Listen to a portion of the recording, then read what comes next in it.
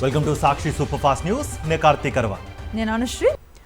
వివరాలకు వెళదాం. శాసన మండలి ప్రారంభమైన తొలి రోజే డిఎస్సి అక్రమాలపై దద్దరిల్లింది. డిఎస్సి అవకతవకలపై వైఎస్ఆర్సీపీ సభ్యులు ఇచ్చిన వాయిదా తీర్మానాన్ని చైర్మన్ తిరస్కరించారు. అయితే డిఎస్సి అక్రమాలపై చర్చకు వైఎస్ఆర్సీపీ సభ్యులు పట్టుబట్టారు. మెగా డిఎస్సి కాదు, దగా డిఎస్సి అంటూ నినాదాలు చేశారు. డిఎస్సి అక్రమాలపై సిబిఐ విచారణ జరిపించాలని మండలిలో ఆందోళన చేశారు. పరీక్షలు రాయకుండా ఉద్యోగాలు ఎలా ఇస్తారని ప్రశ్నించారు. విద్యాశాఖ మంత్రి లోకేష్ రాజీనామా చేయాలని డిమాండ్ చేశారు. వైఎస్ఆర్సీపీ సభ్యుల ఆందోళనతో చైర్మన్ మండలిని రేపటికి వాయిదా వేశారు.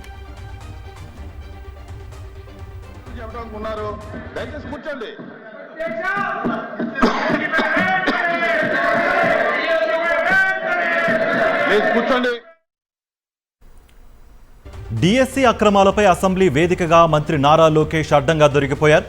స్పోర్ట్స్ కోటాలో పరీక్ష పెట్టలేదని శాసనసభలో లోకేష్ అంగీకరించారు. పివి సింధుకి రిటర్న్ టెస్ట్ లేకుండా ఉద్యోగం ఇచ్చామని, అలానే అందరికీ డిఎస్సిలో పరీక్ష లేకుండా స్పోర్ట్స్ కోటాలో ఉద్యోగాలు ఇచ్చామని చెప్పారు లోకేష్. నారా లోకేష్ ప్రకటనతో కూటమి ప్రభుత్వం ఇరకాటంలో పడింది. పివి సింధుకి పార్టిసిపెంట్ సర్టిఫికెట్లతో ఉద్యోగాలు పొందిన వారు ఒకటేనా అన్న ప్రశ్నలు వెల్లువెత్తుతున్నాయి.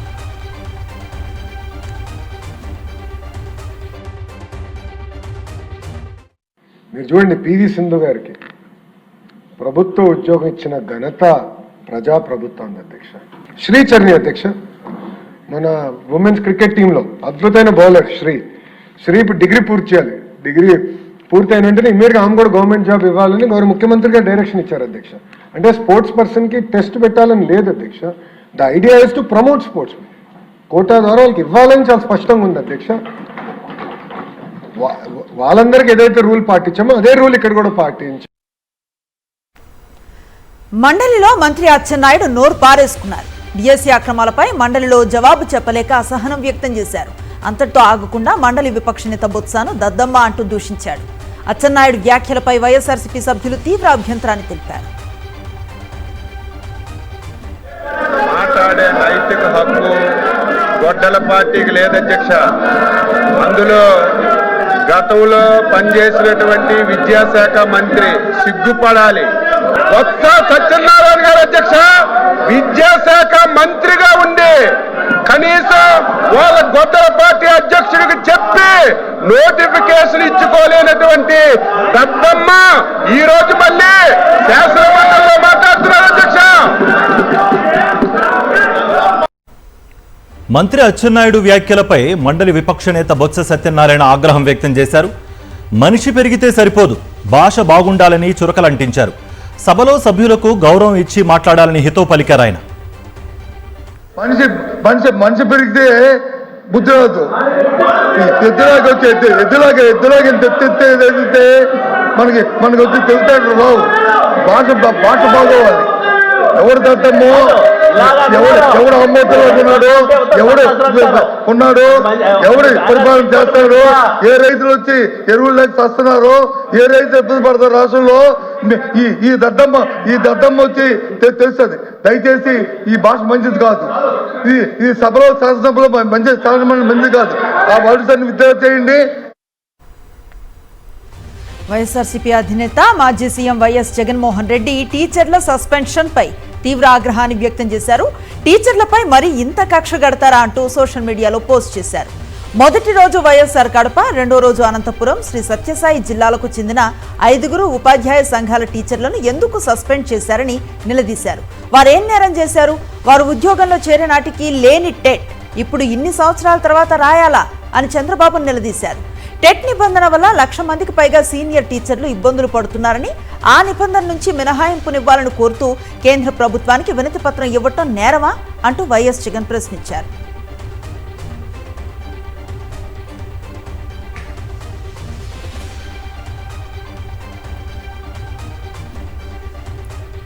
అసెంబ్లీ సాక్షిగా వరి వేయొద్దని తేల్చేశారు సీఎం చంద్రబాబు.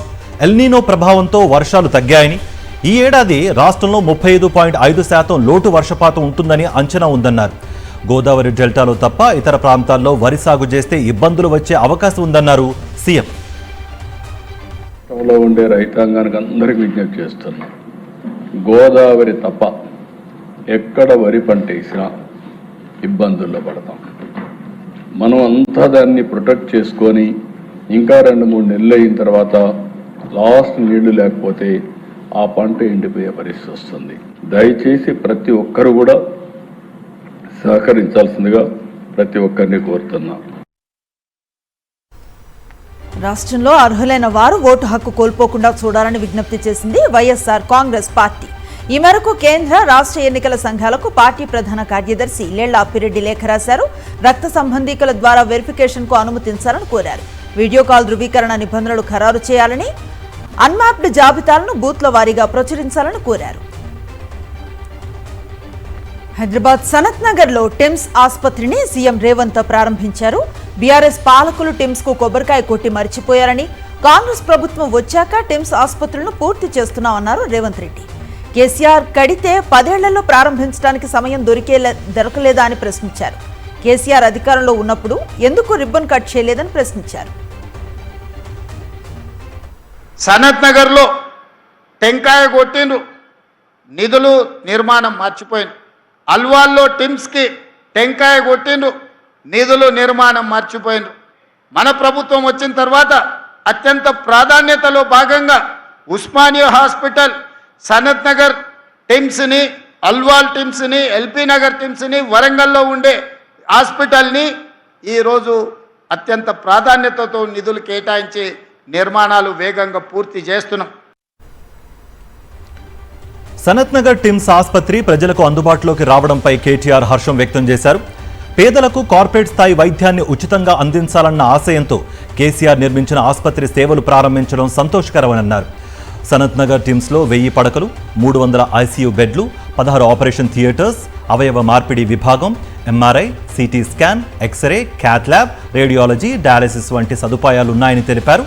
అల్వాల్, ఎల్బీ నగర్ టిమ్స్ను కూడా త్వరగా అందుబాటులోకి తేవాలని కాంగ్రెస్ ప్రభుత్వాన్ని డిమాండ్ చేశారాయన. 22A భూములకు సంబంధించి ఇప్పటివరకు 750 ఫిర్యాదులు అందాయని మంత్రి పొంగులేటి శ్రీనివాసరెడ్డి తెలిపారు. ఒక్క గజం ప్రైవేట్ ఆస్తికి కూడా ఆటంకం కలిగించవద్దనేదే ప్రభుత్వ లక్ష్యమని స్పష్టం చేశారు. ఎవరైతే ఈ ప్రజలున్నారో యుఎల్సీలో క్లియర్ అయిన వాళ్ళని ప్రొవిడెంట్ లిస్ట్ లో పడటం అనేది మిస్టేకే. దాన్ని కరెక్ట్ చేస్తున్నాం. ఏవైతే గతంలో వివిధ ప్రభుత్వాలు ఉన్నప్పుడు ఇచ్చిన జీవోలు ఏవైతే ఉన్నాయో వాటన్నిటినీ అప్లోడ్ చేస్తున్నాం.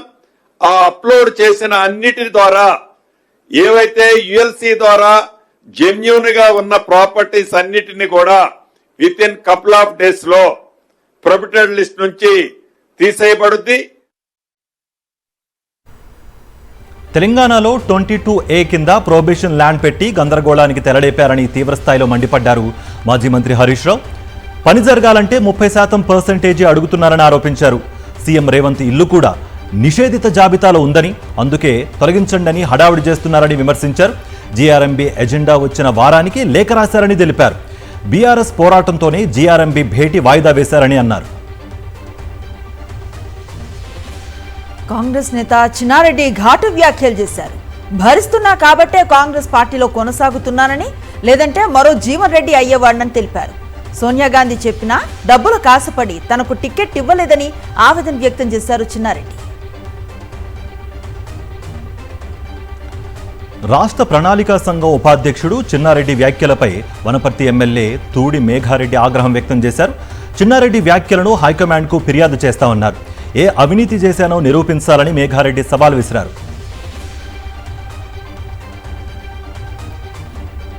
కళ్యాణ లక్ష్మి, షాదీ ముబారక్ పథకాలను ఎత్తివేయలేదన్నారు మంత్రి పొన్నం ప్రభాకర్.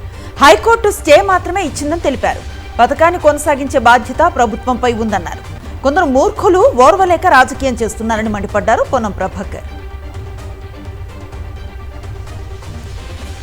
మునుగోడు కాంగ్రెస్ ఎమ్మెల్యే కోమటిరెడ్డి రాజగోపాల్ రెడ్డి వ్యవహారం చర్చనీయాంశంగా మారింది. మరోసారి పార్టీ మీటింగ్కు రాజగోపాల్ రెడ్డి దూరంగా ఉన్నారు. నేతల మధ్య సఖ్యత కోసం భువనగిరిలో మీనాక్షి నటరాజన్ నిర్వహించిన సమావేశానికి సైతం రాజగోపాల్ రెడ్డి డుమా కొట్టారు.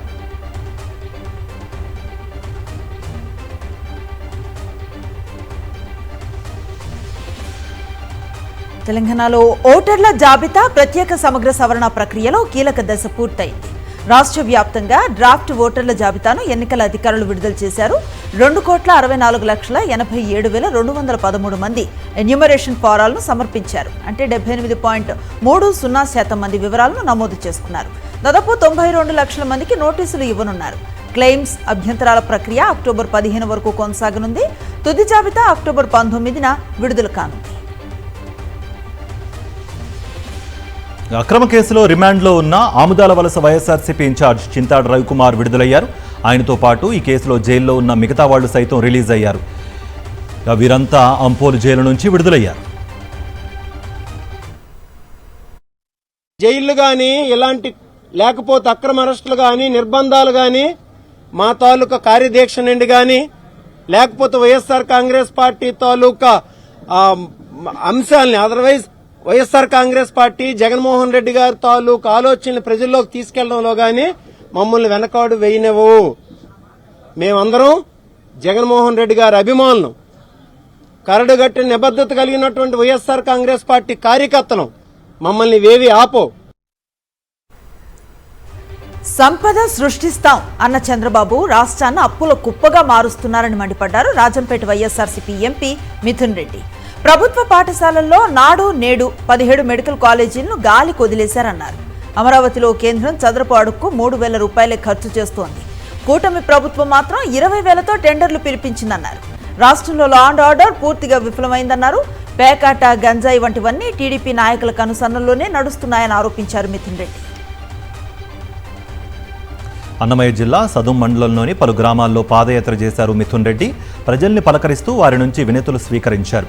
అంతకుముందు వైఎస్ఆర్సీపీ ఆధ్వర్యంలో పెద్ద ఎత్తున బైక్ ర్యాలీ నిర్వహించారు. ఏపీ వ్యాప్తంగా జూనియర్ వైద్యుల ఆందోళన బాట పట్టారు. డ్యూటీ సమయంలో ఎదురవుతున్న సమస్యలను పరిష్కరించాలని డిమాండ్ చేస్తూ నిరసనలు చేపట్టారు. గంటల తరబడి విధులు నిర్వహిస్తున్నప్పటికీ ప్రభుత్వం తమ సమస్యలను పట్టించుకోవటం లేదని జూడాలు ఆగ్రహాన్ని వ్యక్తం చేశారు.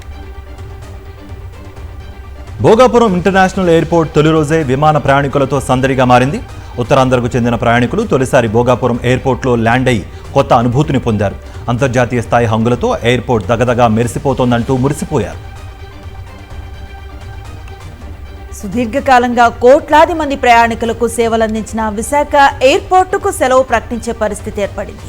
భోగాపురం అంతర్జాతీయ ఎయిర్పోర్టు ప్రారంభం కావడంతో విశాఖ ఎయిర్పోర్ట్ను మూసివేయాలని కేంద్ర ప్రభుత్వం నిర్ణయించింది. నిత్యం ప్రయాణికులతో రద్దీగా ఉండే ఎయిర్పోర్ట్ ప్రస్తుతం ప్రయాణికులు లేక వెలవెలబోతోంది.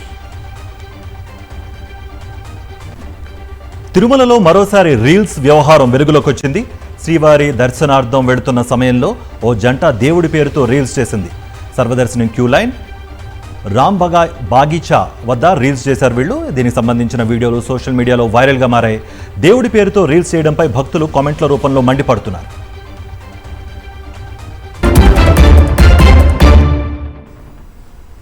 నేషనల్ అప్డేట్స్ చూద్దాం. బీజేపీ జాతీయ అధ్యక్షుడు నితిన్ నబీన్ కొత్త టీంను ప్రకటించారు. పలువురు సీనియర్ నేతలకు పాత బాధ్యతలు కొనసాగించారు. కేంద్ర మాజీ మంత్రి స్మృతి ఇరానీకి జాతీయ ప్రధాన కార్యదర్శి పీయూష్ గోయల్కు కోశాధికారి బాధ్యతలు అప్పగించారు. 8 మంది జాతీయ ప్రధాన కార్యదర్శుల్లో స్మృతి ఇరానీ ఒక్కరే మహిళ. 13 మంది జాతీయ ఉపాధ్యక్షుల్లో 6 మహిళలు ఉన్నారు. చాలా కాలంగా పార్టీ కార్యకలాపాలకు దూరంగా ఉన్న రామ్ మాధవ్ను జాతీయ ఉపాధ్యక్షుడిగా నియమించారు. నితిన్ నబీన్ కొత్త టీంలో ఏపీ నుంచి 3కి అవకాశం లభించగా తెలంగాణ నుంచి ఒక్కరికి ఛాన్స్ దక్కలేదు. బిఎల్ సంతోష్ బీజేపీ సంస్థాగత వ్యవహారాల జాతీయ ప్రధాన కార్యదర్శిగా కొనసాగనున్నారు. బహుభాగ్యత్వం నిషేధం దిశగా కీలక చర్యలు చేపడుతున్న అసోం ప్రభుత్వం మరో సంచలన నిర్ణయాన్ని తీసుకుంది. మొదటి భార్యకు విడాకులు ఇవ్వకుండా రెండవ పెళ్లి చేసుకున్న ప్రభుత్వ ఉద్యోగుల జీతంలో కోత విధిస్తామని ప్రకటించారు సీఎం హిమంత బిశ్వ శర్మ. చట్టబద్ధంగా విడాకులు తీసుకోకుండా మరో మహిళతో వివాహ బంధాన్ని ఏర్పరచుకుంటే ఆ ఉద్యోగి జీతం నుంచి 20% కోత విధిస్తామని ప్రకటించారు. ఆ మొత్తాన్ని మొదటి భార్య బ్యాంకు ఖాతాలో నేరుగా జమ చేస్తామని తెలిపారు హిమంత. సీఎం విజయ్ నేతృత్వంలోని తమిళనాడు ప్రభుత్వం 100 రోజుల పాలన పూర్తి చేసుకుంది. ఈ సందర్భంగా ప్రభుత్వం చేపట్టిన సంక్షేమ అభివృద్ధి కార్యక్రమాలను సీఎం వివరించారు. మహిళల భద్రత నుంచి రైతుల సంక్షేమం వరకు, విద్యార్థులకు నైపుణ్య శిక్షణ నుంచి భారీ పెట్టుబడుల వరకు 100 రోజుల్లో ప్రభుత్వం సాధించిన విజయాలను నివేదిక రూపంలో విడుదల చేశారు ఆయన. 100 రోజుల పాలనలో మహిళలు, విద్యార్థుల సంక్షేమానికి ప్రాధాన్యతనిచ్చామని సీఎం తెలిపారు. Cockroach Janata party E20 Janata party తరహాలోనే ఆన్లైన్లో మరో కొత్త పార్టీ ఆవిర్భవించింది. స్వాతంత్ర్య దినోత్సవ ప్రసంగంలో ప్రధాని మోదీ చేసిన దిమాగీ నక్సల్ పేరుతో సోషల్ మీడియా అకౌంట్ చర్చనీయాంశంగా మారింది. దిమాగీ నక్సల్ జనతా పార్టీ పేరుతో ఉన్న ఆ అకౌంట్ మోదీ వ్యాఖ్యలపై వ్యంగ్యంగా స్పందిస్తూ పోస్టులు పెడుతోంది. అయితే ఆ అకౌంట్ను ఎవ్వరూ మెయింటైన్ చేస్తున్నారన్నది మాత్రం ఇంకా క్లారిటీ రాలేదు. యూజీసీ ఎన్ఈటీ పరీక్షల రద్దు నేపథ్యంలో కేంద్రంపై ఫైర్ అయ్యారు కాంగ్రెస్ అగ్రనేత రాహుల్ గాంధీ. తప్పు ఎన్టీఏ చేస్తే శిక్ష మాత్రం విద్యార్థులు అనుభవించాల్సి వస్తోందని మండిపడ్డారు. ప్రధాని మోదీని టార్గెట్ చేస్తూ ఎక్స్లో పోస్ట్ చేశారు ఆయన. విద్యార్థుల సమయం, డబ్బు, మానసిక ఒత్తిడికి బాధ్యత ఎవరిదని ప్రశ్నించారు. పరీక్షకు ముందే ప్రశ్నాపత్రాలు లీక్ అయ్యాయా అనే అంశంపై స్పష్టత ఇవ్వాలని డిమాండ్ చేశారు రాహుల్. ప్రశ్నాపత్రాల లీకేజీ, పరీక్షల్లో అవకతవకల నేపథ్యంలో కీలక చర్యలను చేపట్టింది నేషనల్ టెస్టింగ్ ఏజెన్సీ. పరీక్షా విధానాన్ని సమూలంగా ప్రక్షాళన చేసే చర్యల్లో భాగంగా 50 మందికి పైగా సిబ్బందిని తొలగించింది. Chief technology officer, chief finance officer వంటి 10 కొత్త స్థానాల కోసం ప్రకటనలు జారీ చేసింది. సైబర్ భద్రత, సైకోమెట్రిక్స్, ప్రశ్నాపత్రాల రూపకల్పన వంటి ప్రత్యేక విభాగాల కోసం ప్రైవేటు రంగం నుండి కూడా నిపుణులను తీసుకోనున్నట్లుగా వెల్లడించింది ఎన్టీఏ. కావేరీ జలాల వివాదంలో కర్ణాటక ప్రభుత్వానికి సుప్రీంకోర్టులో ఎదురుదెబ్బ తగిలింది. తమిళనాడుకు కావేరీ జలాలు విడుదల చేయాలని సుప్రీం బెంచ్ ఆదేశించింది. కావేరీ వాటర్ మేనేజ్మెంట్ అథారిటీ ఇచ్చిన ఆదేశాలు పాటించాల్సిందేనని స్పష్టం చేసింది. CEMA ఉత్తర్వుల ప్రకారం తమిళనాడుకు రోజుకు 12,000 క్యూసెక్ల చొప్పున 15 రోజుల పాటు కావేరీ జలాలు విడుదల చేయాలని ఆదేశించింది. తదుపరి విచారణ ఆగస్టు 24కు వాయిదా వేసిన న్యాయస్థానం అప్పటికి జలాలు విడుదలపై స్టేటస్ రిపోర్ట్ సమర్పించాలని స్పష్టం చేసింది. విమాన ఛార్జీల పెరుగుదల అంశంపై కీలక వ్యాఖ్యలు చేసింది సుప్రీంకోర్టు. రద్దీగా ఉండే సమయాల్లో విమాన ఛార్జీలు అడ్డు అదుపు లేకుండా పెంచడాన్ని తప్పుపట్టింది. ఛార్జీల విషయంలో ప్రభుత్వ ఆదేశాలను పాటించని విమానయాన సంస్థల సేవలను నిలిపివేయాలంటూ ఘాటు వ్యాఖ్యలు చేసింది. విమాన ఛార్జీల అసాధారణ పెరుగుదలను సవాల్ చేస్తూ దాఖలైన పిటిషన్పై విచారణ సందర్భంగా ఈ వ్యాఖ్యలను చేసింది న్యాయస్థానం. భారీ ISI కుట్రలను భగ్నం చేసినట్టు తెలిపారు కేంద్ర హోంమంత్రి అమిత్ షా. 80వ స్వాతంత్ర వేడుకలకు ముందు ISI భారీ కుట్రకు ప్లాన్ చేసినట్టుగా తెలిపారు. 14 రాష్ట్రాల్లో 253 మందిని అదుపులోకి తీసుకుని ఉగ్రవాద సంస్థ షాజాద్ బట్టి నెట్వర్క్ను ధ్వంసం చేశామని అన్నారు. రాష్ట్ర పోలీస్ బలగాలతో రియల్ టైమ్ ఇంటెలిజెన్స్ షేరింగ్ వ్యవస్థను ఉపయోగించి ఆ ఆపరేషన్ చేపట్టినట్లు ఆయన ప్రకటించారు.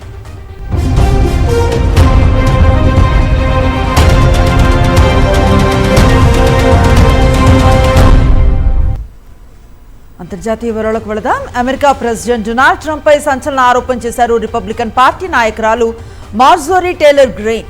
ఇరాన్ పై అణ్వాయుధాలతో దాడి చేసేందుకు ట్రంప్ రహస్యంగా సన్నద్ధమవుతున్నారని ఆరోపించారు.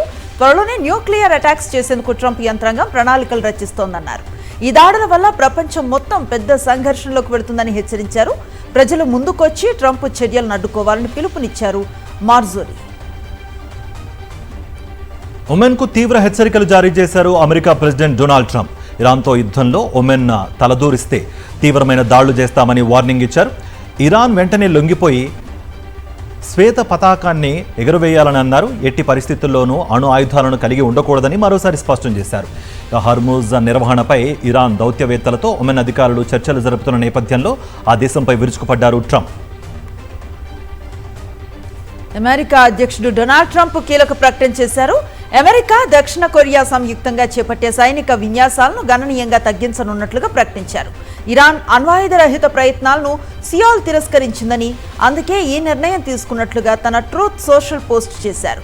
అలాగే ఉత్తర కొరియాపై తనకున్న అభిప్రాయం కారణంగానే సియోల్తో జరిపే సంయుక్త సైనిక విన్యాసాలను తగ్గించాలని ఆదేశించాల్సి వచ్చిందని పేర్కొన్నారు ట్రంప్. ఇక బిజినెస్ అప్డేట్స్ చూద్దాం. దేశీయ స్టాక్ మార్కెట్లు వరుసగా రెండో రోజు నష్టాలతో ముగిశాయి. 281 పాయింట్లు నష్టపోయిన సెన్సెక్స్ 77,728 వద్ద ముగిసింది. నిఫ్టీ 78 పాయింట్లు కోల్పోయి 24,287 వద్ద స్థిరపడింది.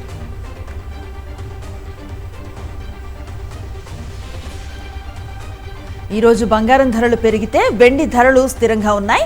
హైదరాబాద్లో 24 క్యారెట్ల 10 గ్రాముల బంగారం 530 రూపాయలు పెరిగి 1,55,660 పలుకుతోంది. 22 క్యారెట్ల 10 గ్రాముల పసిడి 1,42,700 రూపాయలుగా ఉంది. హైదరాబాద్లో కిలో వెండి 2,55,000 పలుకుతోంది.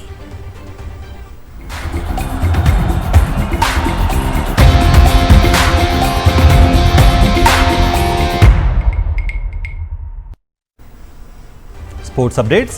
ప్రపంచ బ్యాడ్మింటన్ ఛాంపియన్షిప్లో శుభారంభం చేసింది స్టార్ షట్లర్ పివి సింధు. తొలి రౌండ్లో సూపర్ విక్టరీ సాధించింది. మహిళల సింగిల్స్ రౌండ్ 64లో ఐర్లాండ్కు చెందిన సోఫియా నోబెల్ను మట్టి కరిపించింది. ఒక దశలో సోఫియా 10-8తో నిలిచి ఆధిక్యంలోకి వెళ్లేలా కనిపించింది. కానీ తర్వాత పుంజుకున్న సింధు వరుసగా పాయింట్లు సాధించి గేమ్తో పాటు మ్యాచ్ను సొంతం చేసుకుంది. భారత్తో జరుగుతున్న తొలి టెస్టులో ఫస్ట్ ఇన్నింగ్స్లో శ్రీలంక 284 పరుగులకు ఆల్ అవుట్ అయింది.